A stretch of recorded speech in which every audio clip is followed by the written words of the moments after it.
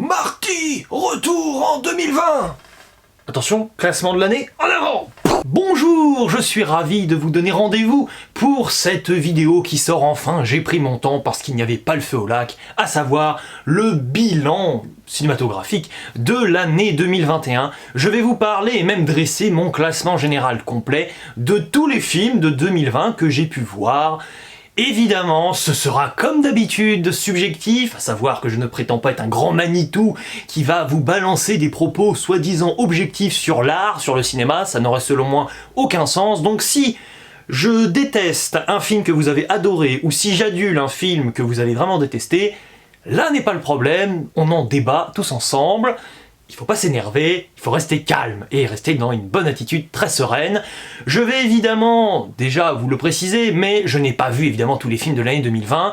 Donc si vous vous rendez compte que vous avez adoré certains films de 2020 et qui ne sont pas dans ce bilan général, n'hésitez pas à me conseiller ces films, comme ça je pourrais potentiellement oui les rattraper dans une phase de rattrapage dans quelques mois, voire années, tranquillement, très clairement. En tout cas, si je devais vous dire quand même un petit élément un petit peu important pour orienter déjà un petit peu la vidéo, c'est que l'année 2020 en termes de cinéma, Covid ou pas, à mon avis ça n'aurait pas changé grand chose, hein, mais en tout cas, elle a été quand même considérablement moins bonne que 2019. En même temps, 2019 avait été, selon moi, une année complètement incroyable en termes de cinéma. J'avais vu 4 chefs-d'œuvre. Cette année, pas de surprise, j'en ai vu 0, voilà, je vous le dis d'entrée de jeu. Mais en tout cas, globalement, j'ai un peu moins pris mon pied en 2020 avec les films, mais il y a quand même eu de bonnes surprises, il y a eu de bons résultats, de très décevants et de gros foirages aussi, mais il faut tout comme chaque année pour faire un monde. Donc, c'est parti, attention, est-ce que vous êtes prêts? Accrochez vos ceintures, nous commençons le classement. J'ai oublié de le préciser, mais on part des plus mauvais selon moi, jusqu'au meilleur selon moi, film de l'année. Et le pire film de l'année 2020 est, selon moi, Suspense. À la 142e position, Nightmare Island. Nightmare Island, pour moi, c'est vraiment synonyme d'un calvaire collectif. Dès lors que le générique de fin a débuté dans la salle de cinéma, tout le monde avait l'air soulagé et criait à la libération. Le film avait un concept potentiellement qui pouvait nous offrir, oui, un bon film. Seulement, quand vous regardez les personnages, leur motivation, le scénario, ça ne pouvait évidemment pas fonctionner, c'est impossible. En plus, ce film se veut totalement horrifique, mais n'y parvient pas, essayant de nous balancer des effets sonores toutes les 15 secondes. Mais évidemment, quand vous trouvez le film plus ridicule qu'autre chose, difficile d'avoir peur. Ensuite, à l'avant-dernière position, 141e, Monos. Monos, pour moi, c'est l'art d'essayer de donner du sens et des significations à toutes ces scènes, et oui, toutes sans exception. Évidemment, le problème, c'est que la plupart en manquent cruellement. De ce fait, on sent venir la supercherie à 15 000 km et le film parvient involontairement, félicitations, à dresser une barrière entre vous spectateurs d'un côté et de l'autre côté tous les personnages, aussi incompréhensibles soient-ils. À la 140e position, Eurovision. Je vais dire le titre en entier, Song Contest The Story of Fire Saga. Il est quand même plus long de prononcer le titre de ce film que de lui trouver de réelles qualités. C'est pour moi un film d'une ringardise sans précédent qui ne semble même pas s'en apercevoir. C'est tout bonnement prodigieux. Et insupportable au visionnage, évidemment. À la 139e position, Éléonore. Éléonore, mais c'est quand même pas croyable, une comédie française qui ne fait pas rire une seule seconde, c'est quand même fantastique. Il faut également préciser que le film est absolument tout ce qu'il y a de plus prévisible, mais essaye de se la jouer grand malin et de vous surprendre, évidemment, ça ne fait à aucun moment mouche. À la 138e position, Spencer Confidential. C'est super mal filmé, les acteurs sont incompétents au possible, et l'humour est décadent. C'est-à-dire que dès le début du film, il est très mauvais, et vous ne savez par quel miracle et par quelle opération du Saint-Esprit, mais ça ne va faire que régresser. C'est-à-dire qu'on croit dès le début avoir touché le fond, mais non, il y a encore plus bas que terre, il y a encore la nullité cinématographique qui est possible, donc chapeau bas. À la 137e position, sa dernière volonté. Le film a dû se dire « Oh, nous avons un casting formidable, nous avons Anna Thaoué, nous avons Willem Dafoe, nous avons aussi Ben Affleck. C'est bon, on a un super casting de rêve, n'écrivons pas de scénario !» Mes chers amis, un film, ça marche pas comme ça. Je suppose. À la 136e position, La Terre et le Sang. La Terre et le Sang est un film qui veut éviter de tomber dans l'écueil. Nous allons en arriver à des phases de baston avec nos personnages, essayons de faire en sorte que les spectateurs s'intéressent à nos personnages.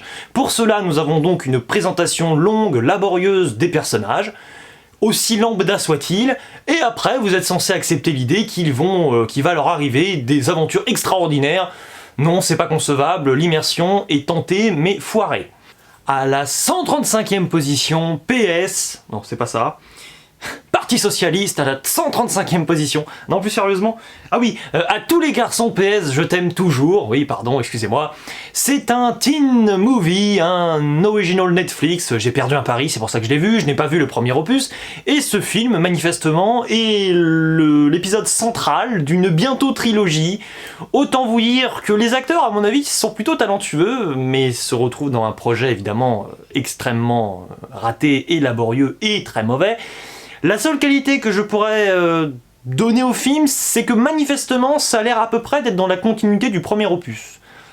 C'est un peu faiblard comme tentative de défendre un film, mais en même temps, il n'y a que ça à dire de positif sur ce film, donc vu que c'est un peu pauvre, on va s'arrêter là. À la 134e position, Mode Avion, un film qui porte sur le principe de déconnexion, de faire fi d'internet, des réseaux, etc.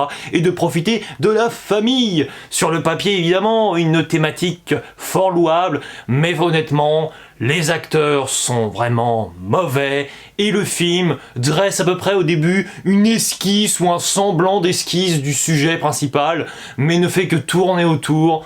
À la 133e position, Tenet, j'aime beaucoup d'ordinaire Christopher Nolan et ses projets, même si certains me plaisent davantage que d'autres, mais ici, sérieusement, j'ai vu le pire film de Christopher Nolan.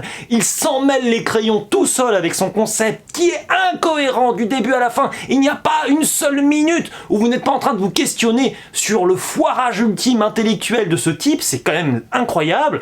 C'est une errance cinématographique, c'est d'une errance scénaristique terrible, et même visuellement, on n'est même pas fichu de nous expliquer clairement et visuellement, mais qu'est-ce que ce concept à la noix représente dans notre réalité purée? On n'en sait rien, ce sont des mots en l'air qui ne riment à rien, avec une écriture horrible, cataclysmique au possible, et ça ne représente absolument rien. Je m'étouffe, on continue juste après un petit cut. À la 132e position, Kuban Network. Kuban Network, c'est tout simplement un micmac temporel, des flashbacks, des retours dans le présent. À un moment, on s'y perd totalement, le spectateur est totalement largué par ce que le film essaie manifestement de démontrer, mais on ne sait jamais vraiment ce que les films a comme volonté propre. Donc franchement, oui, les acteurs peuvent plutôt bien jouer par moments, même si je les ai trouvés bien meilleurs dans d'autres rôles, mais ça dépasse tout simplement la distribution. C'est surtout que le scénario, et que la narration principalement, c'est surtout la narration, pêche absolument. À la 131e position, Le Prince oublié. Et oui, bravo Michel Hazanavicius qui, quand on regarde quand même jouer ici Omar Sy, Bérénice Bejo, François Damien, qui jouent quand même tous comme des brels, on se demande quand même si les acteurs ont été dirigés ou dans quelles conditions. C'est quand même une catastrophe. Et surtout, le concept du film, à savoir le parallèle entre monde réel, c'est-à-dire oui, notre monde à nous, et le monde imaginaire, le monde des histoires, tu comprends absolument jamais le fonctionnement. C'est-à-dire, visiblement, ce que le film essaie de vous expliquer, c'est qu'il y a des relations, une interaction entre les deux mondes, des causes-conséquences, mais tu comprends jamais les faits, ça ne marche jamais en fait, donc c'est nul. Voilà, ça casse, mais c'est comme ça. À la 130e position, Le rythme de la vengeance. Le film aurait pu être un bon film. Ce qui est extrêmement regrettable, c'est que ce film, en réalité, on a l'impression qu'il n'a jamais été pensé pour être compris par les spectateurs. Le thème principal, le sujet est extrêmement complexe pour ne pas dire compliqué, et malheureusement il y a un manque terrible d'intelligibilité.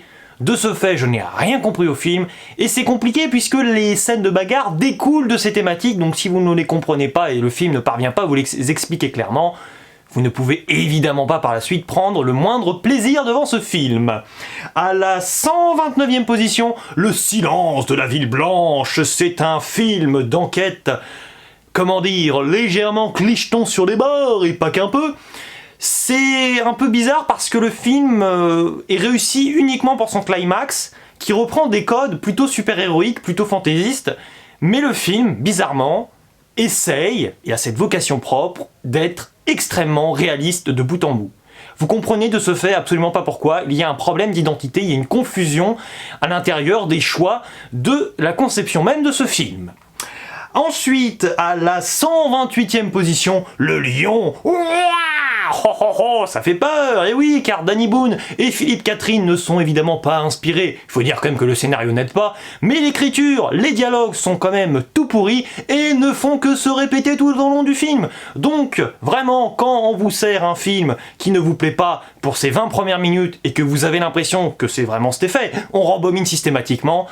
À un moment, ça vous rend presque un petit peu dingue vous-même, hein. Vous pouvez même vous transformer en animal sauvage. Attention. À la 127e position, 1917. 1917, je le sais, était un film extrêmement apprécié cette année par les spectateurs, par la presse. Je n'apprécie pas 1917. Je l'ai revu pour l'occasion, youpi! J'ai vécu de nouveau 2 heures de grande galère, de calvaire monumental. Honnêtement, je vais vous le dire, bien. Je ne reproche pas à 1917 de ne pas avoir de scénario, car ce serait faux de dire cela, le film a un scénario. Je ne lui reproche nullement cette caractéristique, puisque j'apprécie des films qui, sur le papier, ont beaucoup moins de scénario que ce 1917. Non, je reproche à ce scénario d'être totalement, mais alors oui, totalement incohérent, d'être tracté par un nombre incroyablement élevé de bêtises en tout genre. Et franchement, la morale du film, le propos fondamental du film, la guerre c'est terrible. Alors pourquoi vous avez fait de votre personnage principal un super-héros qui, évidemment, se sort de toutes les situations en claquant des doigts? C'est un peu Joséphine Ange Gardien d'ailleurs. Non mais voilà, mais plus sérieusement, c'est pas possible. Le film pour moi est un contresens sur pattes. Et en plus, l'histoire du plan séquence, parce que oui, malheureusement, mon cerveau a été distrait par ces histoires de codes que vous sentez venir à 15 000 km toutes les 5 minutes de film, en gros, hein, clairement. Le problème, c'est que le film est à un moment trop orienté visuellement par le principe de masquer les cuts, ce qui est agaçant. Et ensuite, le film prend absolument toutes les contraintes du plan séquence sans en être un, et le film essaie de prendre tous les avantages du plan séquence sans les obtenir. Si vous vouliez créer une immersion avec votre film, il n'y avait pas 136 solutions, mes petits cocos. Je ne sais pas. Vous avez le droit d'écrire de vrais personnages. Pas des personnages en carton, des vrais. Voilà. Vous écrivez des personnages et avec un minimum de background, de quelque chose. Voilà, une petite énergie, une petite... un petit envol dramaturgique d'un coup. Je ne sais pas. Mais voilà, quelque chose qui a un petit peu d'allure. Parce que là, pour moi, c'est pas du cinéma. Voilà. C'est pas du cinéma. Je sais pas ce que c'est, mais c'est pas grand chose intéressant. À la 126e position, j'arriverai jamais à le prononcer, le film turc, qui est émotionnellement parlant le film le plus détestable de cette année 2020. On a l'impression que le film est parti d'un complexe d'infériorité émotionnelle extraordinaire et inouï. Autrement dit, il faut évidemment qu'une overdose d'effets visuels, sonores s'installe, une dynamique totalement laborieuse. Je ne comprends pas. On essaie de nous faire verser une larme. On n'est pas fichu de nous proposer un tel sentiment en étant plus sincère, en étant plus naturel. Parce que là, c'est juste écœurant. Purée. Insupportable. À la 125e position, j'étais très gentil de le positionner si haut, Tyler Rake. Tyler Rake, je n'aurais pas grand chose à dire sur ce film. Je n'attends absolument pas sa suite, parce qu'apparemment, une suite est attendue. Et ben dis donc, je sais pas trop ce qu'on va nous raconter. Autant vous dire que les films d'action, je n'ai absolument rien contre. Ce que j'aimerais bien, c'est que nous arrêtions peut-être d'opposer films d'action à un minimum de motivation et de psychologie chez les personnages qui sont donc dans ce fameux film d'action. Parce que là, c'est assez lourdingue hein, quand même. Hein. Les personnages sont assez vides. Hein. Pas grand-chose à dire sur eux. À la 124e position, De Gaulle, ça a pour seul mérite de mettre, oui c'est difficile, en avant et à l'image de montrer notre cher général de Gaulle. Malheureusement, le film est totalement ridicule involontairement. Je pense qu'il a un gros problème, ce De Gaulle, c'est que ce biopic historique n'est globalement pas fichu de contrôler l'effet qu'il renvoie chez le spectateur, voire même on a l'impression que le spectateur comprend absolument l'inverse de ce que le film essaie de vous faire comprendre, donc ce n'est évidemment pas un métrage que je considère comme étant merveilleux et miraculeux, loin de là. À la 123e position, Lupin III The First, un film totalement insignifiant qui n'a en réalité aucun humour mais qui prétend en avoir. Pourquoi ? Parce que les personnages rigolent eux-mêmes à leurs bêtises, mais autant dire que les dialogues sont totalement tarabiscotés et ignobles, le scénario de manière générale et la trame n'avancent strictement jamais. Il faut quand même attendre les 20 dernières minutes de film pour précipiter le scénario parce qu'on a tellement passé notre temps à essayer de faire rire de manière très godiche qu'il n'y a plus rien qui a été bossé depuis 1h30, donc il faudra peut-être conclure. Il serait temps d'y penser, merci. Super, c'est brouillon, insupportable. À la 122e position, La famille Willoughby. C'est un film d'animation qui n'a aucune saveur pour moi, qui est, à mon avis, le film le plus soporifique de l'année. C'est le film oubliable par excellence. À la rigueur, j'ai envie de vous le conseiller, parce que même si vous l'aimez pas, vous oublierez que vous l'avez pas aimé. Vous oublierez même que vous l'avez vu, d'ailleurs. À la 121e position, The Hunt. The Hunt, c'est assez dommage parce que c'est un film qui avait un concept assez alléchant et qui a quand même de bonnes idées. Malheureusement, sur le coup, et encore plus avec du recul, on ne retient que les mauvaises idées, que les mauvais points de ce film et pas assez ses qualités. C'est fort regrettable, mais en même temps, le film n'a pas réussi à trouver un bon équilibre dans son concept pour le rendre extrêmement attachant et crédible, surtout. Et ça donne pas envie spécialement de revoir le film du tout, donc c'est embêtant. Ensuite, nous passons à la 120e place, à Superman, Man of Tomorrow, c'est-à-dire un film d'animation d'ici, qui est un aveu de faiblesse. Ça signifie selon moi, à nouveau, qu'il est impossible manifestement au XXIe siècle de donner à Superman une crédibilité de personnage, de héros, et c'est fort dommage. J'ai l'impression que depuis les années 80, avec les très bons films de Superman, depuis, on essaye de copier, de singer l'essence de Superman, mais qu'on n'arrive jamais à atteindre une certaine excellence, et qu'on s'enfonce dans la nullité, même par moments, c'est très embêtant. Ensuite, à la 119e position, Bloodshot. Je n'ai pas grand chose à dire si ce n'est que je l'avais plutôt défendu quand je l'avais découvert, mais avec du recul, il faut bien reconnaître que le réel problème de ce film, c'est qu'on est sans cesse en train de penser à d'autres films d'action ou de super-héros. On n'arrive jamais à penser à ce film quand on pense à ce film, si vous voyez ce que je veux dire. Donc c'est évidemment problématique, ça manque d'originalité tout bêtement. Il n'y a pas une seule once d'originalité, c'est fort dommage. Ensuite, à la 118e position, Vivarium. Vivarium est vraiment, à mon avis, l'exemple typique d'un film que vous pouvez apprécier si vous arrivez clairement à croire en ce que vous regardez. Et un petit peu, ce fut mon cas en tout cas, comme pour Midsommar, je suis complètement en désaccord avec le film et je n'arrive pas à croire une seule seconde à ce que vivent les personnages, donc c'est très difficile de trouver le film réussi. Ensuite, à la 117e position, Fille de joie. Le réalisateur nous revient et à nouveau, il nous met une dernière scène finale extraordinaire, mais c'est à nouveau un échec. Pourquoi ? Parce qu'il n'y a que la dernière scène qui est réussie. Le reste du film est assez ennuyeux au possible et malheureusement, ce qui nous intéresse le plus, c'est ce qui pourrait arriver après ce que nous avons eu, après cette fameuse scène finale choc, mais c'est dommage, on sent bien que le réalisateur n'a pas le talent pour aller au-delà de son final, et c'est fort, enfin c'est même pas fort regrettable, c'est fort en mauvais, c'est surtout ça le problème. Ensuite, nous en arrivons à la 116e place, à Guns Akimbo. Je voulais regarder ce film pour voir ce que valait Radcliffe, à savoir l'acteur de Harry Potter que je trouve pas très talentueux. Je voulais voir ce que ça pouvait donner dans un autre film. Curieusement, il ne joue pas si mal, mais on sent malheureusement que c'est l'adaptation, me semble-t-il, d'un comics. Et le film, bizarrement, n'arrive pas à être autre chose qu'une adaptation. Et on a du mal, sérieusement, à cerner des qualités intrinsèques à ce film. C'est-à-dire des idées qui appartiennent vraiment à ceux qui ont eu l'idée de ce film. C'est assez embêtant. Ensuite, à la 115e position, Love Wedding Repeat est donc un remake et même un premier film de Plan de table, un film français. Malheureusement, il se heurte encore plus profondément face, oui, à ce concept qu'il reprend, qui est assez château-branlant sur le papier, et malheureusement, malgré quelques bonnes idées avec certains personnages, on n'arrive quand même pas très bien à les cerner, c'est un peu embêtant, alors que le film a quand même vocation à être extrêmement simple, voire simpliste.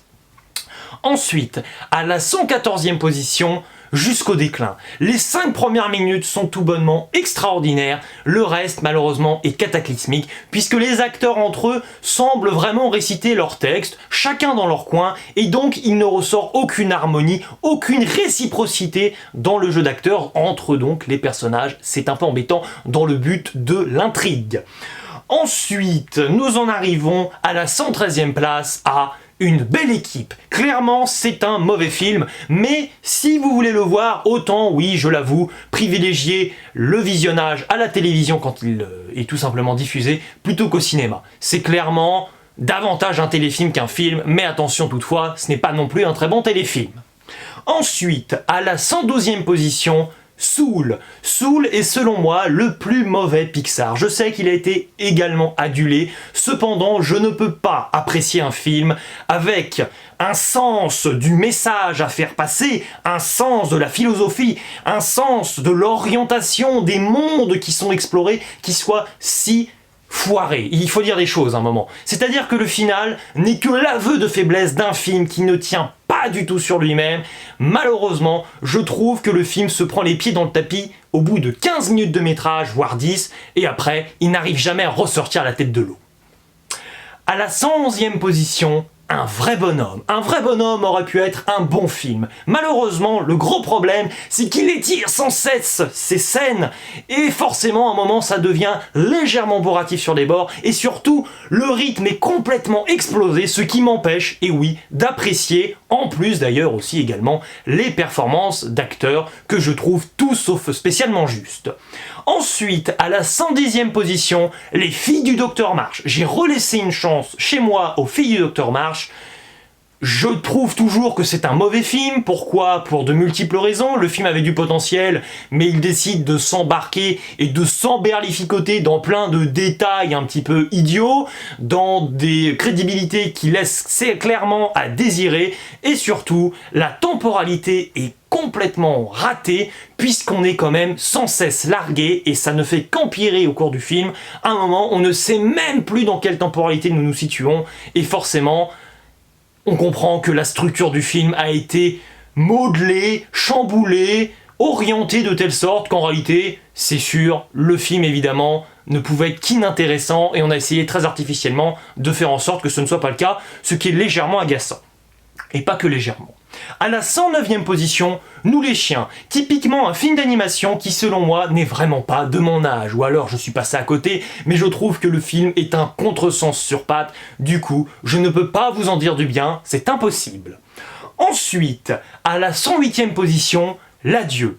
L'adieu, c'est typiquement le film qui n'arrive pas à choisir. Faut-il qu'il soit plus poussé sur la comédie? Faut-il qu'il soit plus poussé sur le drame? Faut-il qu'il soit plus poussé sur les deux? Parce qu'il est possible d'allier plusieurs genres, évidemment, comme Parasite par exemple. Malheureusement, c'est un film qui décide de ne rien spécialement approfondir, ce qui laisse un profond goût d'inachevé. C'est vraiment embêtant. Ensuite, à la 107e position, Mission Yeti, qui ressemble un petit peu à l'album de Tintin, Tintin au Tibet, qui n'est déjà pas mon album préféré.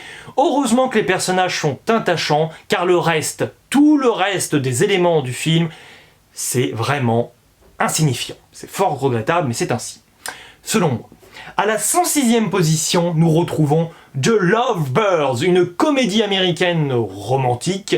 Je l'avais bien apprécié sur le coup avec du recul. Malheureusement, je ne peux plus parler d'un bon film puisqu'après y avoir réfléchi, ce qui ne colle pas du tout dans le film, c'est que on nous parle d'un certain sujet et que les personnages n'arrêtent pas de jacasser de tout, sauf du sujet, concrètement et à proprement parler. Donc c'est embêtant. À la 105e position, Chez moi, qu'on a beaucoup comparé à Joker, selon moi il ne lui arrive pas la cheville. Le problème de ce film est assez particulier, je pense malheureusement qu'il n'y a déjà pas beaucoup de personnages, mais que certains sont manifestement déjà de trop. On a l'impression que l'équipe du film a ajouter dans son métrage des personnages malgré elle, c'est quand même très suspicieux. 104e position, les Nouveaux Mutants. C'est une déception puisque j'apprécie énormément la franchise X-Men de manière générale, en théorie et normalement.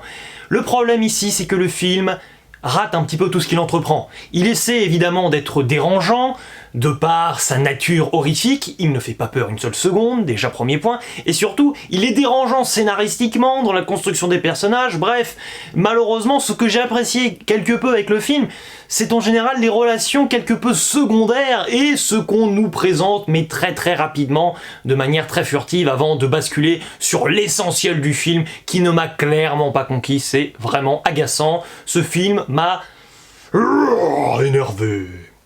Ensuite, à la 103e position, hashtag je suis là.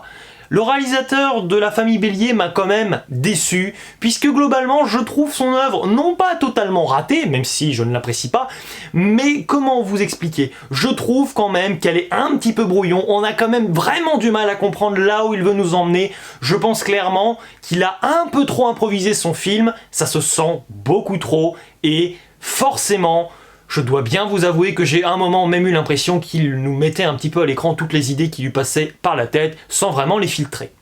Ensuite, à la 102e position, les Trolls 2 tournée mondiale. J'avais été très clément avec le film sans recul, maintenant avec quelques mois de réflexion, je vous avoue que j'ai été quand même vraiment très indulgent car ce n'est quand même pas un bon film en soi. Et oui, tout simplement parce que même si l'univers m'a plu avec de bonnes idées, une certaine richesse quand même, oui, une imagerie bien sûr, heureusement, malheureusement la fin est beaucoup trop éculée et elle m'agace trop pour que je puisse parler d'un film même passable. Ensuite, nous en arrivons à la 101e position, Lucky Strike. Le problème de Lucky Strike, et c'est pour ça que je ne l'apprécie guère, c'est tout simplement parce qu'il essaie de faire des références à Colombo, qu'il essaie de ressembler à plein d'œuvres préexistantes, et aussi à reprendre certaines idées, par exemple Tarantino, seulement on a quand même l'impression qu'il n'arrive jamais à la cheville des inspirations qu'il a prises, ce qui est assez dérangeant et assez déconcertant. Ensuite, à la 100e position, Le Bonheur des uns, 3 petits points. Franchement, les acteurs, de manière générale, s'en sortent bien. Ce sont malheureusement leurs personnages qui ne sont pas crédibles pour un sou, alors que le scénario tient quand même à peu près la route, même si c'est quand même très inégal. Ensuite, à la 99e place, et là je vous l'annonce, c'est le dernier film que je considère, en tout cas de 2020, comme étant mauvais. Après on basculera dans des films qui sont à minima passables, moyens, et donc à la 99e place, Yakari. Yakari, c'est pour moi très raté. Si vous ne connaissez pas l'univers encore, si vous ne connaissez pas les BD ni la série animée, peut-être que vous prendrez votre pied. Selon moi, quand vous êtes un fan comme moi de la franchise, ce n'est pas possible, car franchement, il n'y a aucune once d'originalité, on n'arrive pas à renouveler vraiment et à trouver du sang neuf à Yakari et à toute sa clique. Le film repose sur des hasards, sur des clivages qui sont vraiment douteux, suspicieux, ça ne me convient pas, il n'y a aucune magie dans cet univers qui nous est présenté, ni dans les personnages. Et désormais, comme je vous le disais, à partir du 98e, ça y est, nous entrons dans la catégorie des films qui sont vraiment plutôt regardables. Donc c'est parti, 98e, Underwater. Underwater, je l'ai revu, je lui ai relaissé sa chance, évidemment, et je dois bien vous avouer que c'est surtout pour l'atmosphère, pour la certaine immersion que nous avons avec ce film, que je peux parler, oui, d'un assez bon métrage. Malheureusement, il faut bien avouer qu'il manque cruellement parfois de subtilité et qu'il est un petit peu bâclé par moments, c'est fort regrettable, mais c'est ainsi. À la 97e place, Justice League Dark Apocalypse War, à nouveau un film d'animation d'ici. Le film était vraiment très bien jusqu'à ce que la fin soit vraiment assez décevante. Pourquoi? Puisque la fin, en gros, vous certifie que tout ce que vous avez vu n'existera plus, et forcément, quand il n'y a plus aucune conséquence à rien, ça a tendance à me passer par-dessus la tête, car les personnages n'ont absolument rien retenu à rien, et il faut quand même bien dire que ça manque à nouveau quand même d'une certaine clairvoyance et d'une certaine complexité. On a quand même l'impression que tout est un petit peu bateau dans cet univers, c'est un peu embêtant. Ensuite, à la 96e place, nous retrouvons Lucky. Lucky, c'est un film français plutôt pas mal, qui est assez drôle malgré de grosses lacunes, mais c'est curieusement une comédie française qui parvient à monter en puissance jusqu'à atteindre un climax fort intéressant, presque théâtral, donc j'ai tendance à vous le recommander chaudement cette fois-ci, enfin chaudement, il est pas mal. Ensuite, à la 95e place, Manhattan Lockdown. Petite pensée évidemment pour notre regretté Monsieur Boseman, qui jouait donc évidemment Black Panther. J'avais plutôt bien apprécié le film et c'est toujours un petit peu le cas.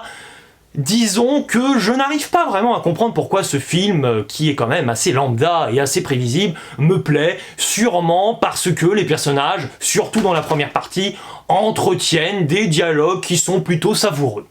Ensuite, à la 94e place, Peninsula. Je n'ai pas vu le dernier train pour Busan, l'opus précédent de cette, je ne sais pas, de cette saga, manifestement, je ne sais pas s'il y aura un troisième opus.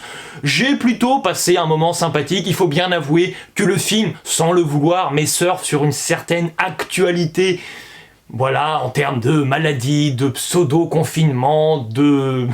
Bon, évidemment, on n'est pas dans une telle situation, mais disons qu'on peut trouver quand même quelques rapprochements qui contribuent et qui servent bien le film. Le film est sorti au bon moment, donc bravo, il a eu un bon instinct, même s'il a des défauts. À la 93e place... La Belle et le Clochard en live action, bon, je dois toujours admettre que ce n'est pas en soi raté, mais franchement, on sent que le film a été totalement calibré pour être moyen. Donc si on est capable de prévoir un tel calibrage de film moyen, si on est capable d'anticiper un peu la qualité qu'on veut donner et la contribution qu'on veut donner à notre métrage, on est capable de faire beaucoup mieux. Donc, ça passe, mais ça peut être carrément plus réussi. Je comprends toujours pas trop pourquoi ce film existe. Ah, c'est toujours un peu les problèmes avec certains live action Disney. Et le live action d'adaptation d'anciens épisodes ou d'anciens films d'animation, dessins animés de manière générale. Ensuite, nous en arrivons à la 92e place, Papy Sitter. C'est clairement un film qui ne dispose pas vraiment d'un arsenal cinématographique à proprement parler, mais honnêtement, le duo d'acteurs Olivier Marchal, Gérard Lanvin procure des rires et des fous rires extraordinaires, et honnêtement, on passe un moment fort sympathique, fort agréable, et on retient même une sorte, oui, de très bonne attitude, très divertissante et très familiale, donc franchement, je vous le recommande quand même aussi également si vous n'avez pas encore vu. À la 91e place, je ne rêve que de vous. Honnêtement, ce qui est fort appréciable avec ce film, c'est qu'il essaye, tant bien que mal, de prendre des risques. Il essaie de renouveler le genre de biopic historique un petit peu habituel et classique. Malheureusement, le propos est parfois tellement farfelu qu'il faut réellement que le film soit maîtrisé dans son propos, dans son sujet. Ce n'est pas franchement le cas, et le scénario est un petit peu pêle-mêle, un petit peu fouillis, un petit peu brouillon. Ensuite, à la 90e place, La Folie des hauteurs. Le film reste malheureusement cantonné, et c'est vraiment terrible, à sa référence première, à savoir le film de Martin Scorsese, Le Loup de Wall Street, qui est en plus selon moi vraiment loin d'être le meilleur film de Scorsese, donc j'ai un petit peu du mal à comprendre la démarche. Et à apprécier le film forcément. Totalement, pleinement. Ensuite, à la 89e place, Mine de rien. Mine de rien, c'est un premier film qui a du mal à se cadrer.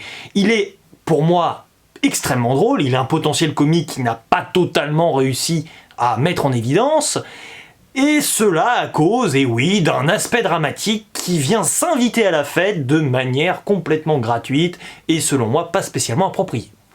Ensuite, à la 88e place, Balle perdue. Autant les cascades, les scènes d'action, les scènes de bagarre sont vraiment extraordinaires, malheureusement quand même, à côté de cela, et parallèlement à toutes ces qualités que je vous donne ici, en tout cas que j'ai vu en ce film, le scénario et les personnages constituent quand même de sacrées limites pour parler d'un très bon film. À la 87e place, USS Greyhound, la bataille de l'Atlantique. Le film est plombé par un manque de scénario extraordinaire. Mais à côté de cela, Tom Hanks est savoureux et pétillant, et nous sommes captivés par son personnage, nous sommes même captivés par la démarche du film, qui est très surprenante, à savoir de nous montrer des scènes assez répétitives, assez redondantes, mais nous sommes pris par le film, et donc nous ne nous ennuyons à aucun moment, enfin presque à aucun moment. À la 86e place, The Gentleman. Je sais que beaucoup de personnes l'ont apprécié, je ne peux pas le mettre plus haut car honnêtement, à nouveau, oui, Guy Ritchie, ce réalisateur, me résiste. C'est selon moi, The Gentleman, le meilleur film de Guy Ritchie que j'ai vu jusque-là, que j'ai découvert. Mais il y a toujours les mêmes défauts, il y a toujours les mêmes travers. Pour moi, Guy Ritchie n'est pas fichu d'écrire un scénario, et le rythme est totalement cataclysmique. À côté de cela, heureusement, il a apporté cette fois-ci un humour, voilà, une petite touche humoristique, qui est mieux dosée que d'habitude, donc merci. On s'améliore, mais on est encore loin du compte, pour parler d'un très bon film. À la 85e place, La Carrière. La Carrière repose sur un concept extrêmement casse-figure, pour rester poli et ne pas être vulgaire.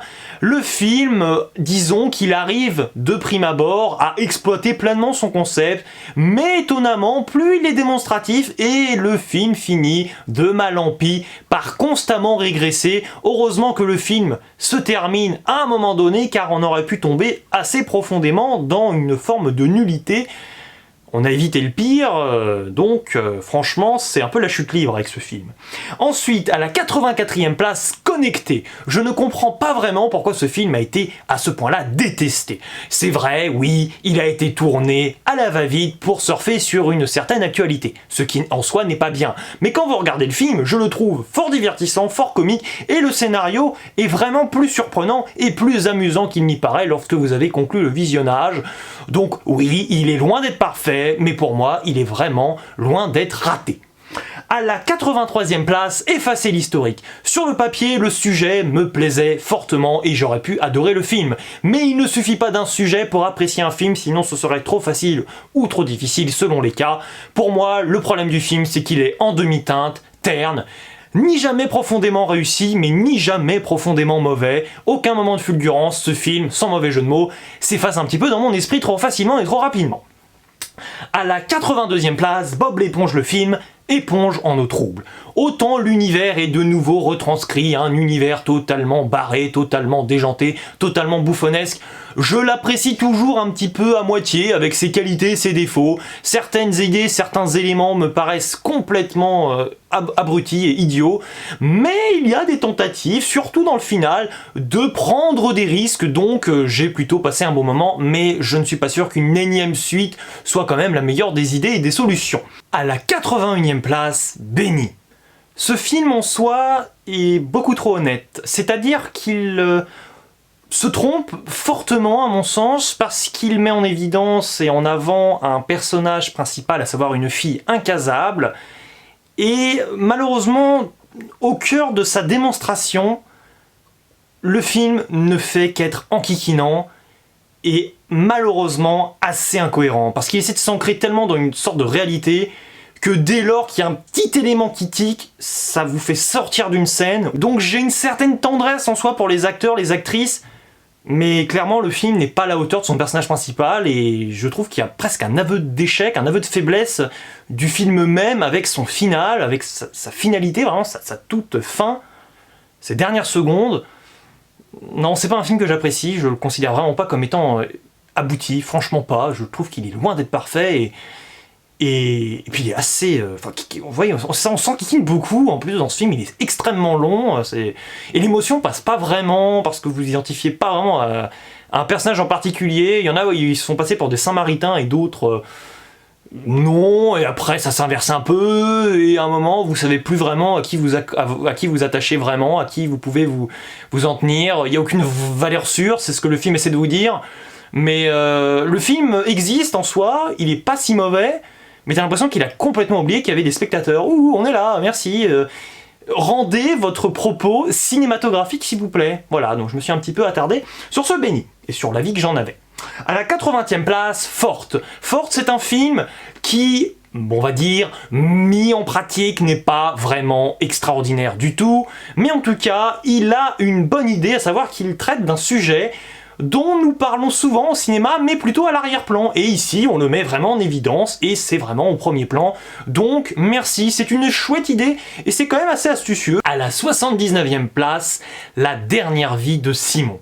Autant le début nous propose une réalisation extraordinaire aux petits oignons, subtile, intrigante et en plus pour un premier film, les acteurs et les actrices sont vraiment phénoménaux. Malheureusement, à un moment, on tombe trop facilement dans l'écueil de l'émotion facile, ça devient vraiment indigeste, c'est vraiment terrible car j'étais vraiment très motivé au début du film et à la fin, je ne pouvais que constater que le métrage était globalement mi-figue, mi-raisin. Ensuite, à la 78e place, Les Parfums. Les Parfums, ce n'est pas du tout un grand film, mais certaines scènes sont vraiment marquantes. Le duo d'acteurs est vraiment très croustillant. Donc, même si oui, il a des défauts, il a des lacunes, il peut en agacer certains, certaines, d'accord, mais il y a quelques éléments qui, franchement, oui, sortent du panier. À la 77e place, La Plateforme. Bravo, car le pari n'était pas si évident, et même si je trouve que le concept est un petit peu trop montré en soi, et oui, c'est-à-dire que nous sommes un petit peu confinés dans une prison, et des fois on va un petit peu trop au-delà, ce qui nous fait un petit peu sortir de cette atmosphère, mais dès lors que nous sommes vraiment, oui, à l'intérieur de cette prison, c'est quand même assez glacial, glaçant, même si tous les choix ne sont pas toujours extrêmement bien opérés, très subtils, mais globalement, ce film m'a marqué, donc c'est bien.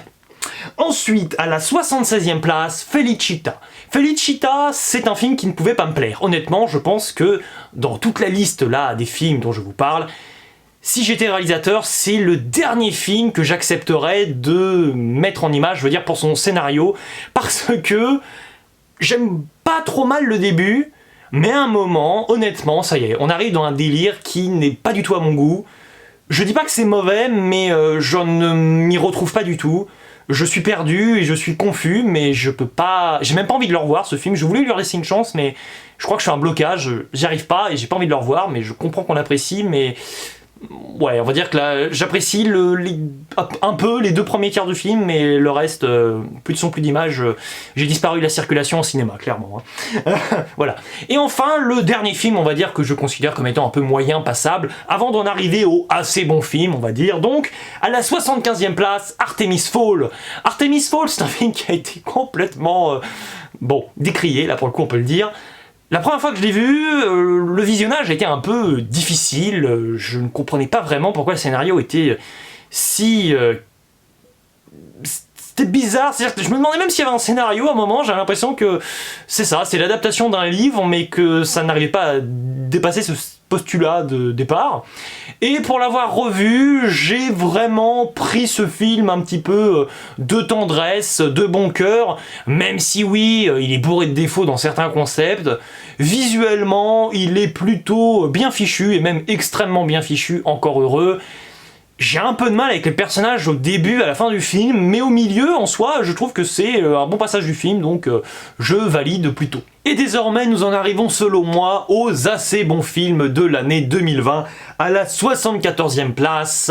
Mensonge et trahison, ce film est un alliage scénaristique d'À couteau tiré et de Parasite, 2 très bons films de l'année 2019, et même si ce film de 2020 n'arrive pas à la cheville en termes de qualité de ces 2 grands films, franchement, mis à part le final qui est quand même complètement loupé, le reste est plutôt de bonne facture.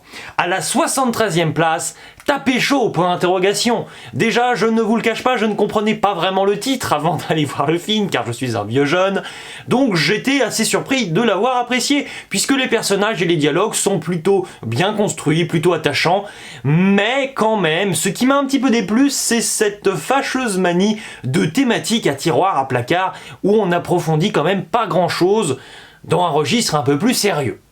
À la 72e place, Soul et non pas Soul, je préfère donc Soul à Soul, même si ces films n'ont rien à voir. Chantal Lobby est vraiment excellente dans le rôle titre. Honnêtement, je vous le dis, c'est un téléfilm en soi qui est très simple mais très efficace, même s'il n'a absolument, oui, c'est vrai, rien du tout de révolutionnaire.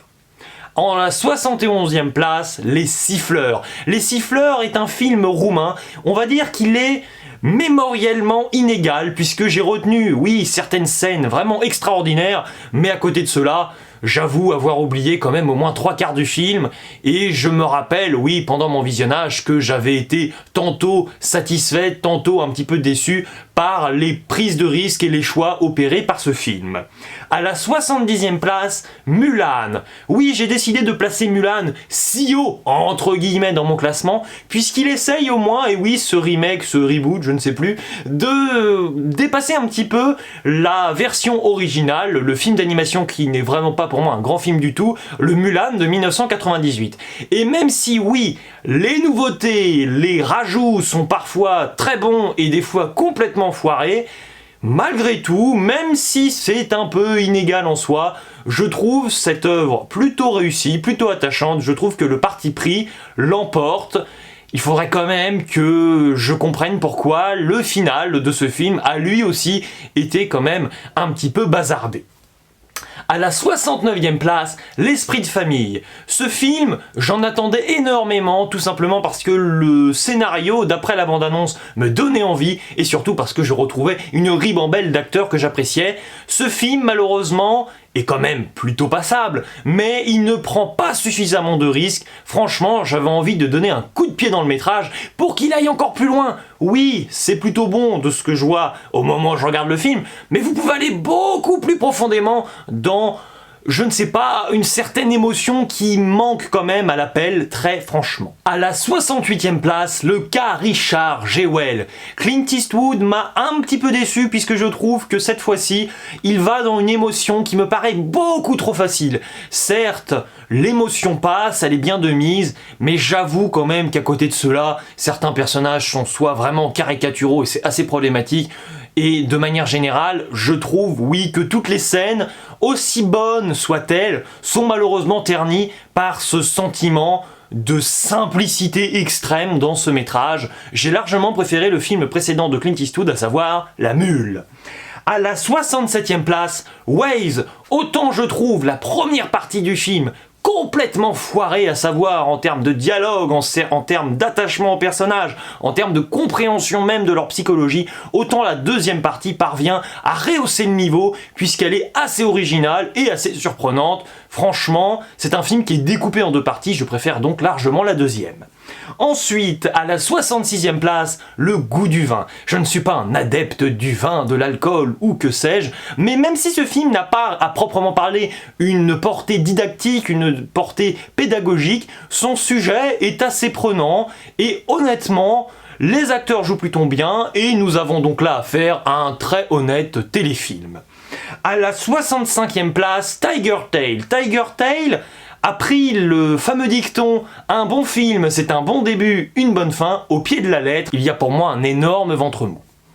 À la 64e place, L'Art du mensonge. Le gros problème de ce film, c'est qu'il est quand même plutôt prévisible, bien qu'il s'amuse régulièrement à apporter de nouvelles idées scénaristiques qui sont quand même assez farfelues et assez improbables, mais c'est surtout la performance des acteurs qui est époustouflante. Nous avons là affaire à un trio quand même magique. À la 63e place, Sergio. Le duo phare de Cuban Network est de retour pour un bien meilleur film. Ce biopic est assez particulier et plutôt à peu près réussi puisqu'il est fortement lié à un moment événementiel important dans la vie du personnage dont il est question. De ce fait, la narration, bien qu'elle soit assez brouillon par moment, parvient quand même à être assez alléchante. Ensuite, à la 62e place, Mon cousin. À nouveau le syndrome, mais oui, d'un film où les acteurs sont vraiment particulièrement brillants, où les situations rocambolesques et cocasses sont fortement appréciables. Je trouve quand même qu'on abuse encore à nouveau d'effets un petit peu trop clichetons sur les bords et surtout on joue un peu trop avec l'imagination du spectateur. Le film, clairement, essaie de vous sous-entendre qu'il a pris des risques, mais non, puisqu'il n'en est pas vraiment question. Il ne s'agit en réalité, lors des soi-disant prises de risques, que d'éléments fantasmés et imaginés par on ne sait trop quel point de vue. Par ailleurs, c'est un peu perturbant. Ensuite, à la 61e place, Adoration. Ce film décroît également dans mon estime pour la simple et bonne raison que je trouve quand même que les acteurs et actrices sont quand même d'un niveau et de prestations assez inégal. Et surtout, j'ai beaucoup à redire sur l'importance et la contribution réelle de certains personnages dans l'intrigue. Pour autant, nous avons là affaire à un film plutôt correct. À la 60e place, désormais nous rentrons dans la catégorie des bons films, et ici il s'agit donc de Vivre deux fois, un feel-good movie qui a beaucoup de qualités et beaucoup de défauts du genre, mais au moins il cherche tout simplement à vous faire réfléchir sur votre propre vie, et il cherche également à vous divertir, à vous faire réfléchir, mais aussi à vous émouvoir. Rien n'est totalement extraordinaire dans ce film, mais c'est vraiment un chouette petit film, très passionnant, et honnêtement, même si on pourra reprocher au scénario tout ce que l'on veut, les personnages sont vraiment une réelle qualité, une réelle plus-value pour ce film, vraiment sympathique. À la 59e place, Lost Girls. À nouveau, la jeune actrice Mackenzie est tout simplement brillante, les actrices de manière générale sont somptueuses, le scénario évidemment est à retravailler et les policiers dans cette enquête sont quand même des personnages sur lesquels on se pose énormément de questions. La crédibilité à mon avis est un petit peu délicate par moment à cause de ces fameux personnages masculins surtout. Ensuite, à la 58e place, 10 jours sans maman. Franck Dubosc de nouveau à l'affiche, Franck Dubosc l'un de mes acteurs préférés, oui je le maintiens. Le film a certains gags assez lourdingues, certains auraient dû être évacués assez rapidement, je ne sais quand même pas pourquoi le réalisateur ne s'est pas dit « Ah tiens, ça paraît un peu bizarre », mais malgré tout, la plupart du temps, la thématique du moment est bien amenée, certains gags et la plupart du temps sont quand même assez bons, assez drôles, donc c'est quand même un bon film.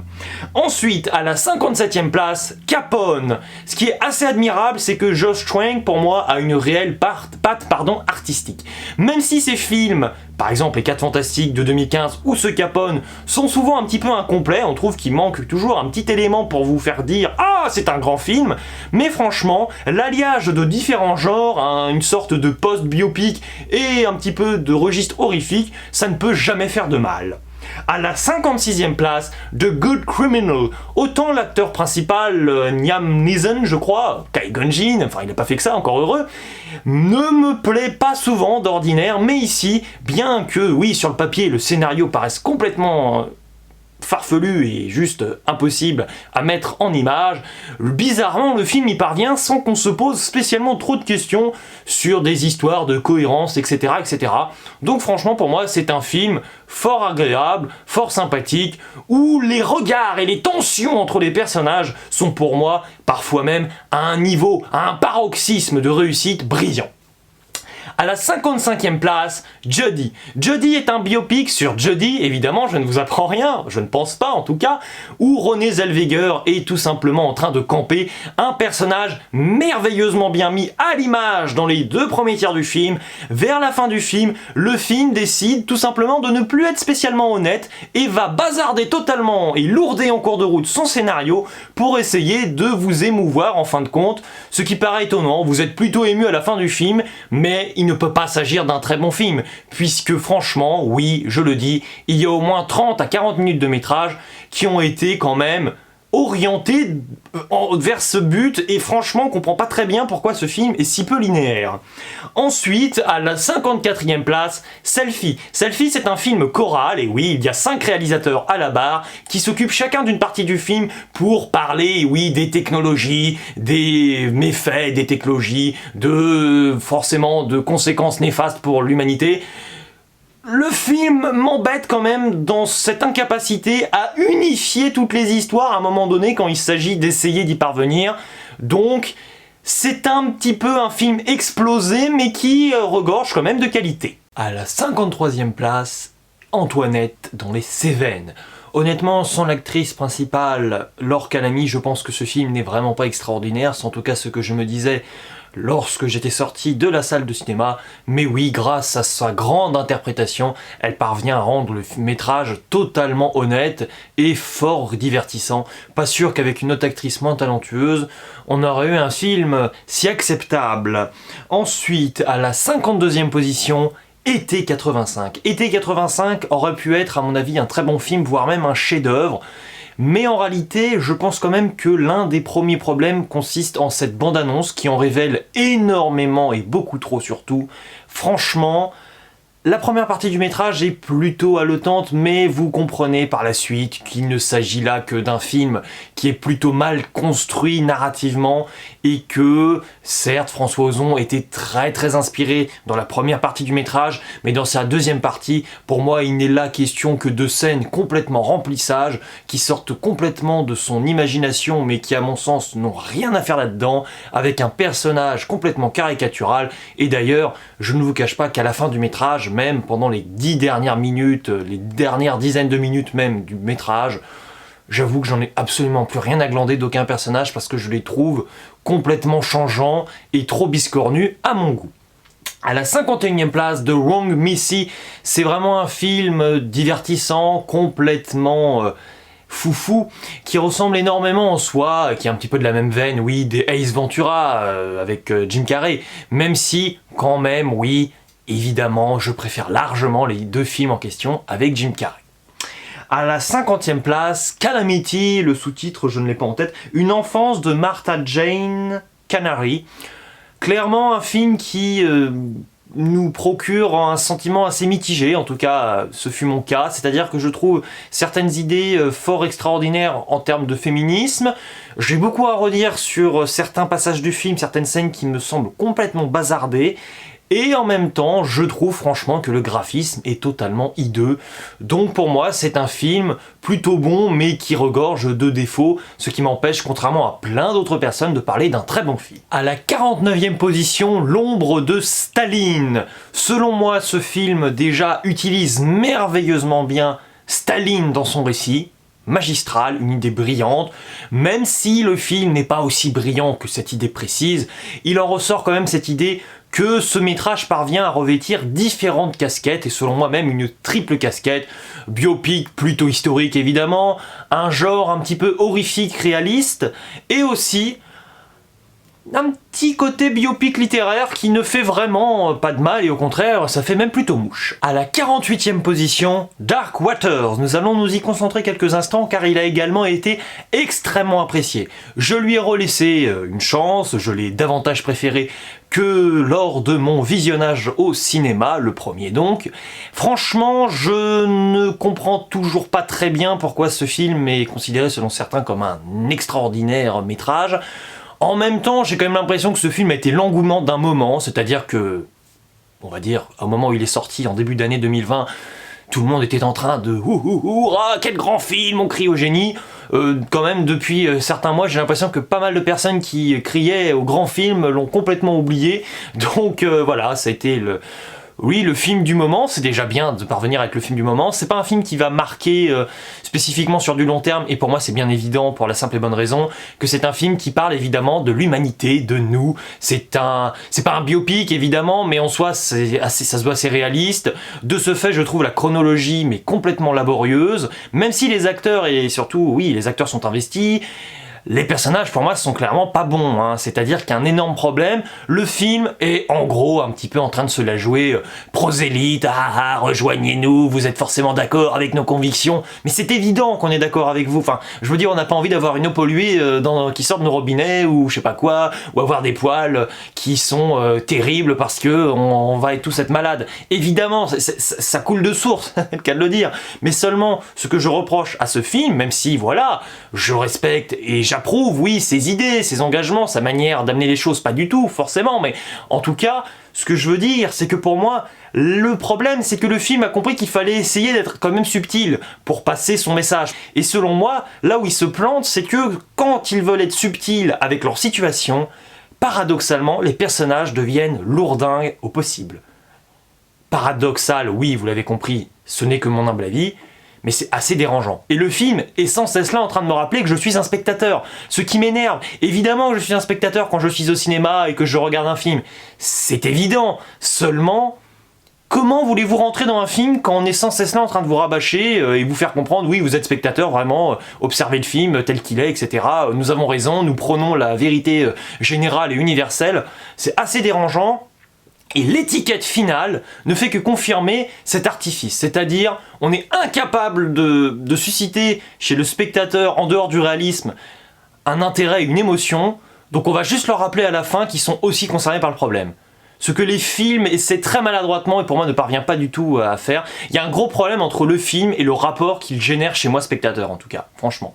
Que ce soit au cinéma ou chez moi évidemment quand je l'ai revu.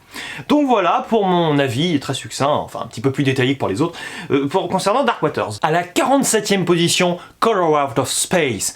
Vraiment, là, nous obtenons un film artistique. C'est-à-dire que j'ai l'impression d'avoir découvert, déjà, c'est important, mais des couleurs grâce à ce film, donc merci, bravo, réalisation extraordinaire, les interprétations sont impeccables, le rythme est volontairement lent, et tout d'un coup, paf, il va devenir extrêmement effréné, afin vraiment, oui, d'accrocher le spectateur et de le mettre totalement dans tous ses états.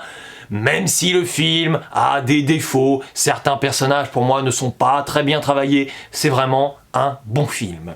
À la 46e position, Une sirène à Paris. Une sirène à Paris est un film défectueux sur certains points, notamment, j'ai envie de vous dire, sur l'essentiel de ce que nous sommes censés comprendre de, non pas l'univers qu'il instaure, mais en tout cas de la relation entre les personnages et des règles d'or, on va dire, concernant la sirène et les humains.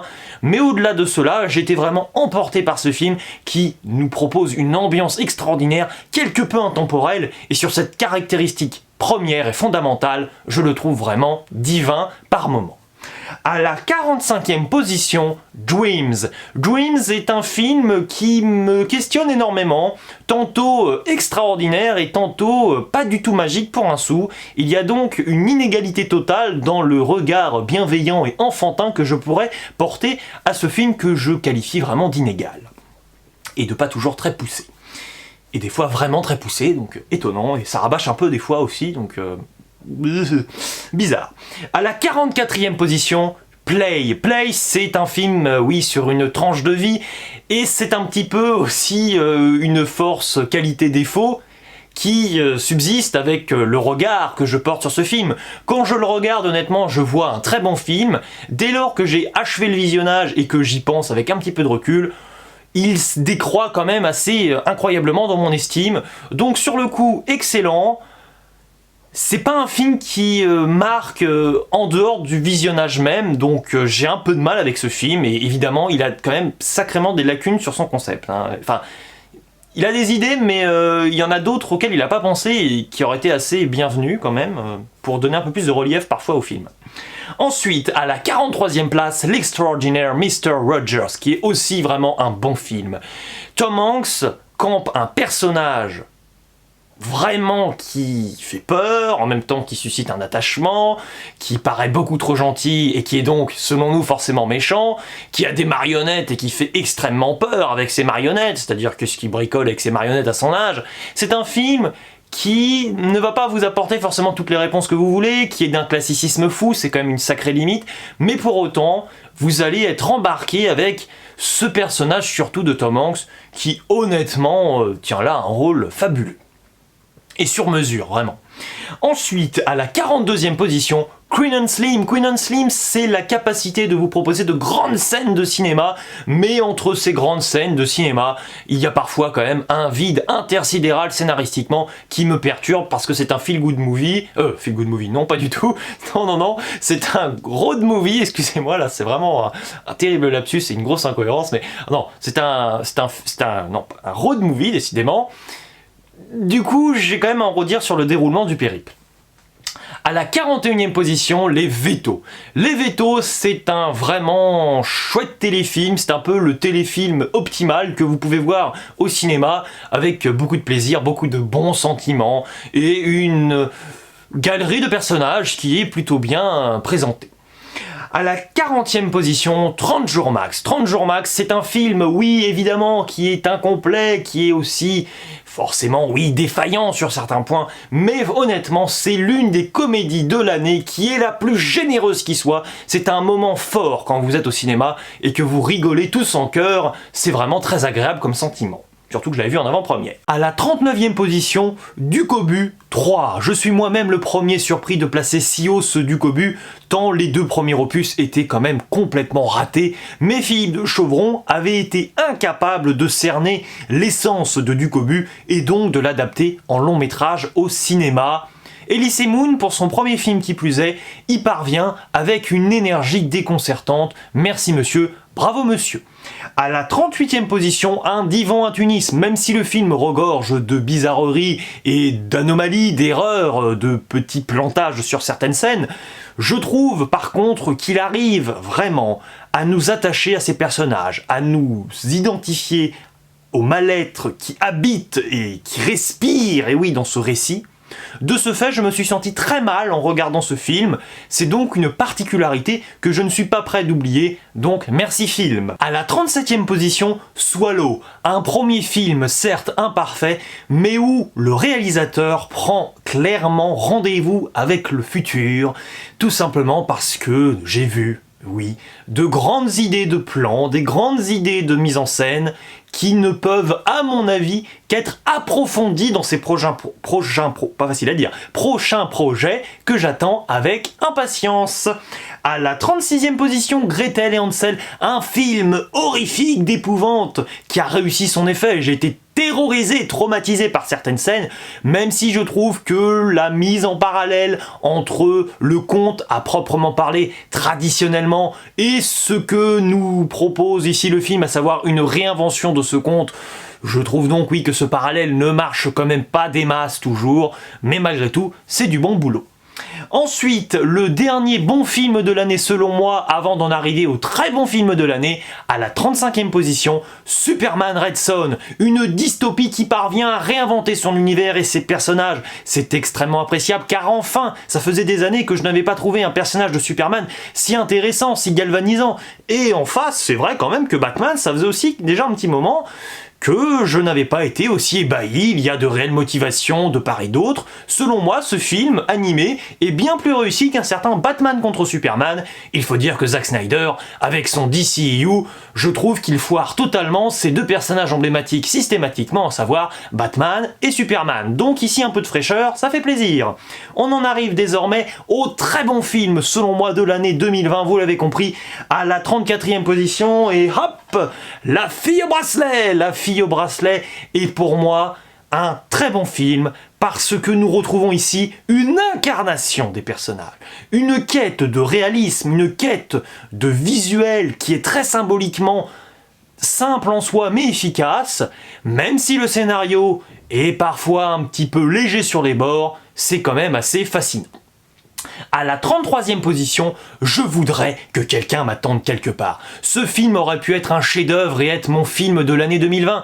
Seulement, il se perd un petit peu, il est parvenu à nous émouvoir en soi, et il essaye encore d'enfoncer le clou, on ne comprend pas très bien pourquoi. Ce film aurait été parfait s'il avait su, dans sa deuxième partie, être plus simple. À la 32e position, La Voix de la Justice. La Voix de la Justice, j'ai un petit peu le même ressenti que pour Dark Waters, si ce n'est quand même à une nuance très importante, ce qui en fait pour moi un très bon film, c'est que j'ai été assez ému à certains moments du film, surtout au début, pas assez sur la fin que je trouve un peu moins bonne et clairement moins bonne, mais j'ai quand même réussi à verser des larmes, voire même un petit peu à pleurer, donc c'est quand même assez fort. À la 31e position, Birds of Prey. Birds of Prey, c'est pour moi un film du DCU qui est vraiment très satisfaisant et qui continue de me faire penser que le DCU est quand même désormais en de bonne voie pour nous proposer un scénario avec une narration spécifique, avec un humour qui me convient, qui me satisfait, avec des personnages et des thématiques qui sont vraiment très pertinents. Malgré un final qui est quand même en deçà des deux premiers tiers du film, je suis extrêmement satisfait et oui, je suis ravi de dire du bien du DCU parfois. Ce n'est pas par principe que je casse certains films du DCU, c'est juste parce que des fois je suis très déçu, très frustré. À la base, moi je ne suis pas du tout pour la guerre des paroisses entre DC et Marvel puisque j'aime les deux univers. Ensuite, à la 30e position, hop, Radioactive. Radioactive, c'est un biopic sur Pierre et Marie Curie, surtout Marie pour le coup, qui est assez stupéfiant. Visuellement, il n'y a absolument rien à en redire, c'est une aventure atmosphérique génialissime, c'est pour moi la meilleure réalisation de l'année. Dommage que tous les autres ingrédients du film ne soient pas à ce niveau de mise en scène et de couleur également qui garantit une composition du cadre, des plans qui est vraiment extraordinaire. Il y a une profondeur aussi de champ par moment qui est assez déconcertante, malgré des fois quelques effets numériques un peu foirés. Mais vraiment bravo, merci. À la 29e position, Adorable. Adorable, c'est un nouveau Tanguy, version 2.0, qui n'a rien à voir avec la sombre, catastrophe qui était la suite de Tanguy, sortie l'année dernière, Tanguy le retour, enfin, sortie il y a 2 ans désormais, en 2019. Si vous n'aimez pas Elsa Zilberstein, oui, vous allez rester sur le carreau, mes pauvres amis, mais honnêtement, si vous la trouvez resplendissante comme quasiment à chaque fois, vous allez passer un moment très agréable, et pour moi, c'est un très bon film. Ensuite, à la 28e position, Les Blagues de Toto. Les Blagues de Toto, c'est un film qui regroupe un ensemble d'acteurs, d'actrices qui me fait marrer à chaque fois, je crois que c'est le maître mot. Ce film est très drôle, je me suis vraiment bidonné en salle, si ce n'est que le film est un peu prévisible, c'est-à-dire que si vous allez voir Les Blagues de Toto, vous voyez absolument ce que vous aviez prévu de voir dans votre inconscient. Sur l'effet de surprise, on peut crier quand même, un peu à la paresse, mais le résultat reste quand même extrêmement réussi et excellent, vraiment excellent, excellent, excellent. Ensuite, à la 27e position, Greenland, le dernier refuge. Greenland, le dernier refuge, c'est un film catastrophe réussi, puisqu'il parvient, c'est assez incroyable pour être souligné, à utiliser le too much. Too much, c'est un petit peu un concept qui a tendance à m'égarer un petit peu, mais même si oui, donc ce too much qui est incorporé dans le film le rend défectueux par moment, il lui donne aussi un charme assez fou, donc franchement du bon boulot, très bon boulot même. À la 26e position, Tout simplement noir. Tout simplement noir, c'est un film extrêmement habile et c'est vraiment ce que je retiens de ce film. Il critique, avec évidemment une comédie, avec ce faux documentaire fiction, il arrive à critiquer à la fois le racisme et la dénonciation un peu trop radicale du racisme qui devient du racisme aussi. De ce fait, il y a vraiment de quoi se questionner avec ce film, donc mes chers amis, si vous ne l'avez pas encore vu, à voir. Et à la 25e position, Sonic, le film. Sonic le film, je remets bien mes lunettes, est un métrage avec des défauts, mais qui va au-delà de ces défauts pour nous proposer un divertissement extraordinaire. La saveur Jim Carrey est présente. Splendide! Splendide! Oh, ça fait peur, hein? Bon, à la 24e place, La Bonne Épouse. La Bonne Épouse, c'est un film français qui a du charisme, mais alors avec une incarnation des personnages, enfin des acteurs, actrices et surtout des actrices, et du coup les personnages n'en sont que plus somptueux, même si le scénario est très limité. Merci, merci, merci. Et la fin est très surprenante en plus. Je n'en dis pas plus si vous n'avez pas vu. Ouh. À la 23e position, et hop là, Invisible Man. Invisible Man, c'est un film qui me faisait très peur puisque la bande-annonce en montrait considérablement trop. Mais que vous dire si ce n'est que jusqu'à l'arrivée de l'homme invisible, la tension et sa... Oula, je suis moi-même complètement estomaqué, alors j'ai du mal à parler. La tension est à son paroxysme se meut, et par la suite...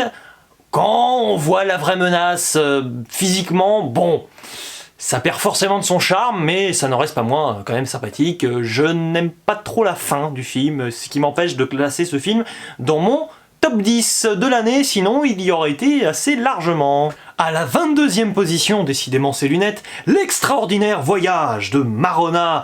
C'est un film d'animation au visuel pictural merveilleux, merveilleux, merveilleux, qui ne perd pas de son charme, mais notre œil finit évidemment par s'accommoder à ce style très surprenant. Donc le film est peut-être trop long par rapport à la surprise visuelle que nous avons au début, qui finit évidemment par ne plus être une surprise par voie de conséquence. À la 21e position, Les choses qu'on dit, les choses qu'on fait. C'est un film philosophique qui parvient quand même à être cinématographique et grandement en partie grâce, oui, à sa mise en scène théâtrale avec des quiproquos et des personnages fort attachants. La dernière partie du film a tendance quand même un petit peu à cabotiner, tourner un petit peu en rond, un petit peu faire du surplace, mais malgré tout, c'est vraiment un très bon film. À la 20e position, nous rentrons dans le top 20. Scooby! Scooby est un film d'animation qui n'a globalement pas beaucoup plu, parce que oui, nous avons perdu volontairement le charme de la série ancestrale, avec des épisodes d'une vingtaine de minutes, où nous avons toujours un peu les mêmes gimmicks, toujours un peu le même scénario, etc. etc.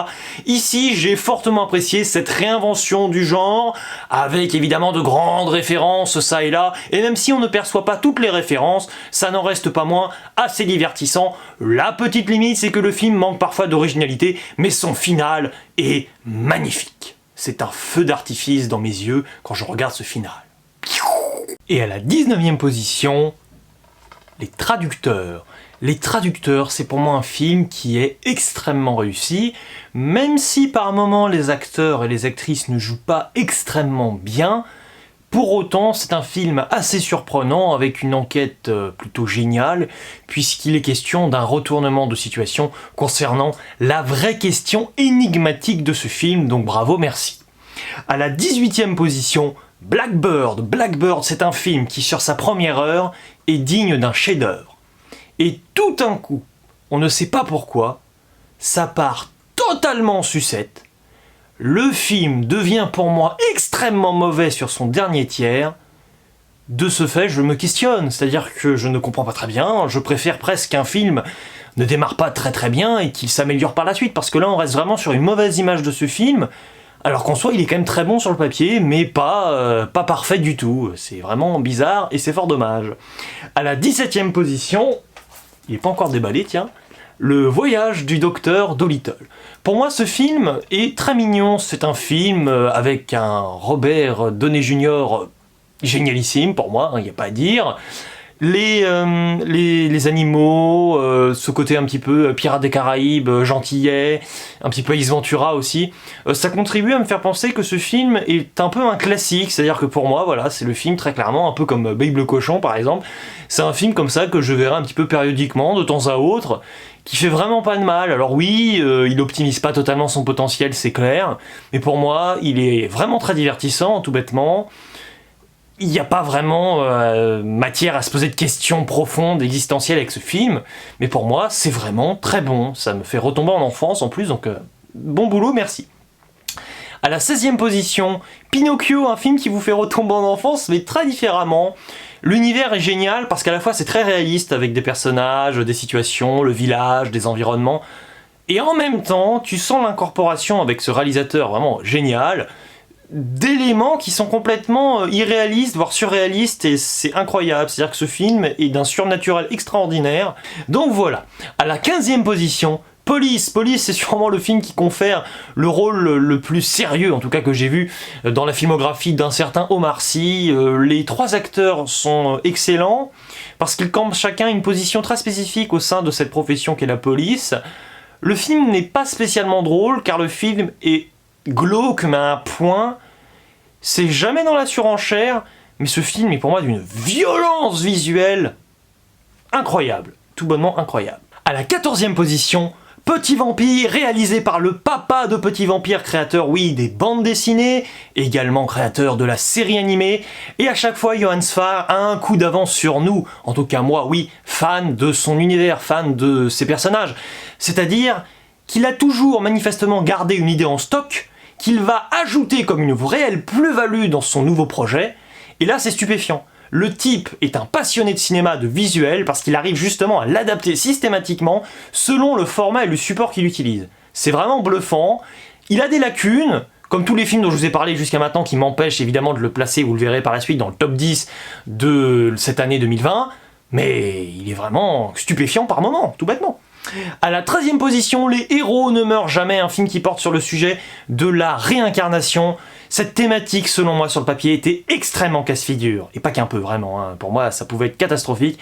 Et alors, c'est incroyable. Ce film, c'est de l'ordre du surnaturel. Ce film, en soi, est vraiment mystique.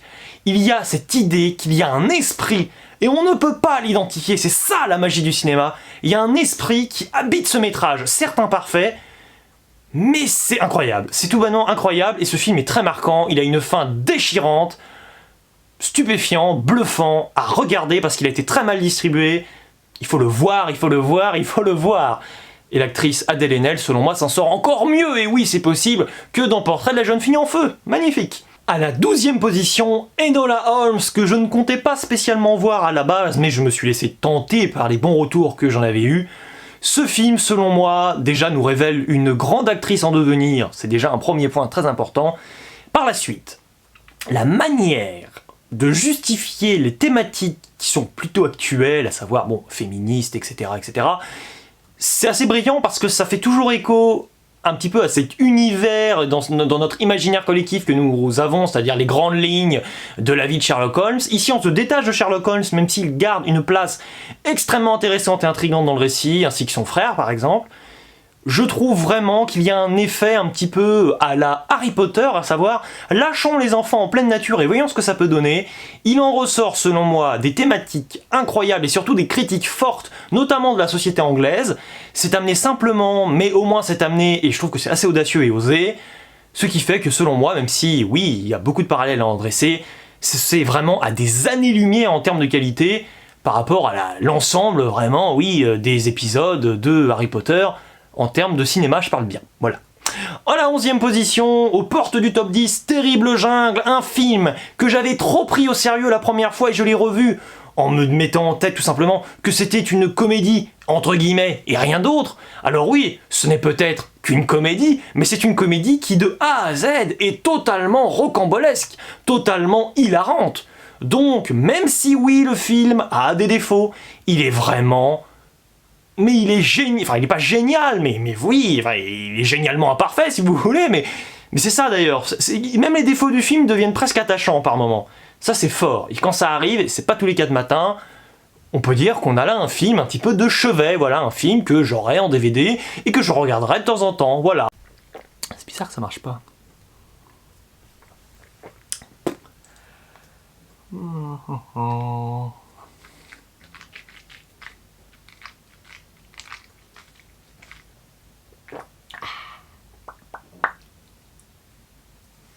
Ça marche maintenant. Oh mince, ça démarre, mince, c'est pour ça qu'il n'y a plus de batterie. Bon, c'est pas grave, on commence, allez, c'est n'importe quoi. Bon allez, à la 10e position, on cuttera pas, on garde, hein. C'est dans la boîte.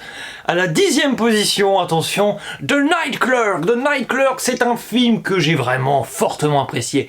Il y avait une sorte de connexion au visionnage et au revisionnage que j'effectuais entre ce film et moi-même. Je l'ai trouvé fort réussi, mais à chaque fois que je me disais dans un coin de ma tête « C'est très bien film, mais tu pourras avoir une petite idée de réalisation par-ci par-là, ça serait bien, tu pourras avoir un petit grain de folie ici, là, un petit peu pour renforcer, pour bomber un petit peu le tout », et paf, à chaque fois, mes vœux ont été exaucés, mes souhaits ont été exaucés, c'est tout bonnement stupéfiant. Donc oui, ce film a des bizarreries scénaristiques, mais j'ai été clairement conquis. À la 9e position, adieu les bips, car pas de gros mots, oui, je suis quelqu'un qui n'aime pas dire des gros mots, je n'en dis pas. Restons calmes. Donc, j'ai décidé de rehausser clairement dans mon estime ce film d'Albert Dupontel, réalisateur que j'ai découvert au cinéma avec ce film. J'ai pas revu le film, hein, je tiens à le préciser, mais j'ai décidé, après quelques mois de réflexion et de raisonnement dans ma petite tête, j'ai cogité, je me suis dit « Oh, t'as été très dur quand même avec ce film, car oui, il a des défauts, mais ce que j'ai apprécié en soi, et je le comprends seulement maintenant, avec du recul, oui, j'insiste là-dessus, mais Albert Dupontel, il en a sûrement conscience des lacunes de son film, mais il est obligé d'en passer par là pour en arriver aux réelles qualités de son métrage. Donc oui, pour moi, c'est une petite pépite. Même si je l'ai compris un petit peu tardivement, et c'est pas grave, c'est la magie du cinéma et des films. Faut que je me calme. À la 8e position... Brutus contre César. Et je suis sérieux, hein, je tiens à le préciser, parce que je sais qu'il n'a pas du tout été apprécié, ce film. Je ne comprends quand même pas pourquoi le film est détesté à ce point-là, quand même. Bon, j'entends bien, oui, les lacunes, les réserves scénaristiques, surtout vers la fin du métrage, je comprends. Mais franchement, quoi, c'est du divertissement pur, c'est très réussi. La réalisation est très réussie, elle est somptueuse même, il y a des effets... Pas forcément les effets de ralenti qui me plaisent le plus, mais je veux dire, il y a un effet un petit peu de manque volontaire, un petit peu de fluidité, qui rend un côté très guerrier. Il y a l'humour qui, pour moi, est vraiment déjanté et excellent. il y a vraiment cette idée qu'historiquement, il y a des petites prouesses quand même dans l'écriture, dans le scénario, je suis désolé, dans certaines idées qui sont amenées, même si c'est pas forcément ce que les gens retiennent peut-être le plus du film, mais franchement, par-ci par-là, à piocher, mais il y a plein d'idées géniales dans ce film. Donc oui, il est imparfait, mais je l'adore, oui, je le dis, je l'adore. Et aussi, pour comprendre à quel point j'apprécie ce film, c'est que j'attends une suite avec forte impatience. Donc, je sais pas si y aura lieu, cette suite d'ailleurs, parce qu'avec le bashing total de ce film, que je trouve un peu injustifié quand même pour le coup, enfin, je sais pas ce que les gens en ont attendu, vous vouliez quoi, un chef-d'œuvre? Je sais pas, moi, bon sang, c'est quand même bon, à un moment, voilà, bon. Chacun a le droit de penser ce qu'il veut, évidemment, moi, c'est mon avis, et c'est tout. Ça changera pas. Je l'ai revu et j'ai encore plus apprécié au revisionnage. À la 7ème position, Antigone. Antigone, c'est un film que j'ai découvert très récemment, parce que beaucoup de personnes en ont dit du bien, sinon je pense pas que je me serais amusé à le voir. Un film qui vous fait pleurer au bout de 20-30 minutes de film, c'est quand même pas spécialement très banal. Le problème du film, parce que franchement pour moi ça aurait pu être le film de l'année, hein, enfin mon film classé numéro 1 dans ce classement, évidemment. Je ne le mettrai pas si haut, mais il est quand même 7ème, parce que je trouve que la fin n'est pas une fin. Il y a un problème, je trouve, dans l'aboutissement du parcours de pas mal de personnages. Je trouve que le développement en soi est incomplet, à cause de cette fin que je trouve très surprenante, parce que me paraît très expédiée. C'est d'un coup, paf, c'est fini, ah ok, d'accord. Mais sinon, c'est quand même du très très bon travail. À la 6ème position, hop là, ding, Jojo Rabbit, j'ai décidé, oui, de revoir Jojo Rabbit, qui m'avait un peu résisté en salle. Je le trouve désormais vraiment excellent et je l'apprécie davantage au fur et à mesure des revisionnages, car je trouve, oui, que le débordement artistique du réalisateur Taika Waititi avec sa patte si caractéristique, si habituelle, si géniale, arrive à l'emporter. Même si le film n'est pas exempt de défauts, j'avoue que le personnage imaginaire, l'ami imaginaire du personnage principal, à savoir Adolf Hitler, je trouve que ça nous amène à un certain lot d'incohérences et surtout de points de vue dans le film avec le personnage principal qui me paraît un petit peu bancal, mais vraiment, c'est drôle, c'est émouvant, j'ai pleuré au revisionnage, oui, et les acteurs et surtout les actrices sont vraiment excellentissimes. À la 5ème position, Drunk, je ne vous cache pas que j'avais un petit peu peur de ce film, parce que, bon, l'alcoolisme et moi, ça fait 10. Donc je me suis dit, bon, vous pouvez y aller les gars, parce que, après tout, le sujet d'un film n'oriente pas du tout notre avis dessus, et c'est bien là, à nouveau, un exemple concret qui justifie cela. Ce film est vraiment excellent parce qu'il est absolument pas moralisateur. Vous avez deux perceptions, deux manières de voir les choses, qui sont combinées dans ce film, un alliage qui est vraiment du tonnerre. Vous pouvez boire à vos risques et périls, vous verrez bien ce qui vous arrive. Buvez, c'est la vie après tout. Deux discours contradictoires, mêlés en un seul. Le film n'est pas du tout avec le derrière entre deux chaises, non, mais il vous propose vraiment ces deux idées. Donc pour moi c'est du cinéma, c'est du grand cinéma. C'est pas un grand film, mais il y a des passages vraiment de grand cinéma. À la 4ème position, attention, hop, en avant, oui, je l'ai revu aussi, un autre film qui m'avait résisté au cinéma, et même si je refuse, et oui, je l'annonce ici, je refuse de revenir sur les défauts et les lacunes que j'avais trouvés avec ce film, j'ai quand même, au revisionnage, eu un électrochoc en milieu de métrage en me disant « Mais attends, le film a des défauts, on est d'accord, hein. Le film est trop simple, voire simpliste, des fois c'est un peu bizarre. Mais alors, c'est émouvant. Le parcours des personnages est touchant, il est parlant. C'est pas le film le plus intelligent qui soit, certes. Mais le final aussi, le parcours des personnages... Et le film est pas si simple que ça en plus. Je ne vais rien révéler du film en soi, mais la place du père, la place des enfants, des deux frères, et la place de la mère... Sérieusement, au revisionnage, j'étais ébloui. Je sentais bien que j'avais raté quelque chose au visionnage, mais alors au revisionnage, tout s'est éclairé. Magnifique. Je ne compare absolument pas à Soul, parce que les films n'ont absolument rien à voir, voilà. C'est le petit casse gratuit. Faut se calmer. Et nous montons désormais sur le podium final. Attention à la 3ème position. Jumbo. Jumbo est un premier film déjà, donc chapeau, parce qu'un premier film dans un top 3 de l'année, c'est pas rien déjà. Ce film est clairement une bombe émotionnelle. Je ne saurais vous expliquer trop pourquoi, parce que j'ai encore moi-même un petit peu de mal à le comprendre, c'est assez fou. Mais les 20 dernières minutes de film, vous m'avez perdu, hein, je pleure en non-stop, c'est absolument dingue, c'est absolument incroyable. Ce film est d'une humanité extraordinaire. Et le cinéma, quand ça arrive étonnamment, de prime abord, à ne pas spécialement avoir vocation à vous parler, mais que ça vous parle pour une raison ou une autre, on s'en fiche. Ça n'a aucun sens d'ailleurs en soi. J'ai été touché par ce film, mais est-ce que ça a une logique? J'en suis pas très sûr. Mais là, c'est place au sentiment, c'est place au cœur, c'est place à l'émotion. Donc oui, ce film a des lacunes, il a des défauts scénaristiques, mais quand on arrive à atteindre un tel niveau d'intensité, si sentimentale en soi, c'est fabuleux, c'est prodigieux même, que dis-je? Et oui, c'est prodigieux. À la deuxième position, Énorme. Énorme, c'est un film énorme, et oui, je me permets le luxe de faire des blagues extraordinaires et des super jeux de mots. Ce film, tout du long, et je n'aurai que cet argument pour le caractériser, pour moi c'est quand même presque l'une des meilleures qualités qu'on puisse donner à un film, dans chaque scène, quasiment, vous sentez que vous pourriez en arriver soit à verser des larmes et à pleurer, soit à être mort de rire. C'est incroyable d'en arriver à deux impressions comme cela.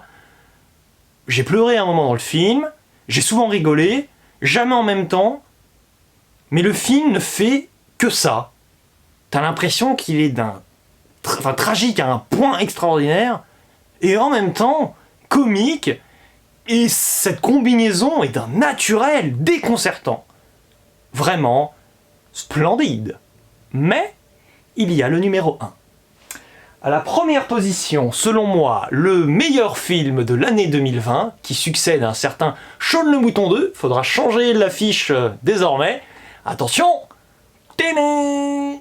J'ai exposé pendant un an dans mon décor mon film de l'année 2019 préféré en 2020, et désormais mon film préféré de l'année 2020 sera présent avec moi, derrière moi même, en 2021, voilà, hop, on fait les 4 fantastiques, hein, si vous regardez bien là. Non mais franchement, ce film, j'ai tout de suite senti, on va dire, qu'il serait peut-être pas quasiment à coup sûr, mais bon, je sentais quand même vraiment qu'il y avait des chances pour que... Oula, mince, le nez de Margot Robbie, la pauvre. Je sentais quand même depuis des mois qu'il y avait peu de chances qu'on le détrône. C'est exceptionnel parce que en soi, même s'il a des défauts, hein, vraiment, hein, même si c'est mon film préféré de l'année, si je devais d'ailleurs l'intégrer dans l'année 2019, il serait peut-être même pas dans le top 10, hein, clairement, hein, parce que c'est comme ça. Mais en tout cas... Vous prenez la définition bateau, on va dire, du féminisme, l'égalité entre les hommes et les femmes qui voient leur rôle s'étendre dans la société en soi, c'est ça, l'extension du rôle des femmes dans la société. Eh bien, c'est jamais si simple, parce que même si le film a cette volonté, oui, évidemment, de rattacher un certain réalisme, et c'est pas spécialement ce que j'apprécie le plus avec le film, moi, ce qui m'a surtout plu, c'est la psychologie des personnages. Parce que, y a pas d'un côté les féministes gentils, et de l'autre, les anti-féministes qui sont méchants, et sur lesquels on doit... vraiment, oh là là, jeter des ordures, enfin des sacs poubelles, voilà, je sais pas, je trouve pas de terme approprié, mais vous voyez ce que je veux dire. Les 3 personnages principaux de ce film, savoir les 3 présentés ici, sont loin d'être parfaites. Et ce qui est assez fort, c'est qu'il y a vraiment pour moi des répliques qui sont déchirantes dans ce film, qui arrivent toujours à un point nommé. La réalisation aide beaucoup en cela. Voilà, vous êtes là en train de regarder le film, et paf, à de multiples reprises dans le film, vous avez un dialogue qui fait mouche et qui est dévastateur. Notamment, oui, pour le spectateur, lorsqu'il réfléchit au réalisme, mais même à l'intérieur, oui, de cette production cinématographique tout bonnement déconcertante.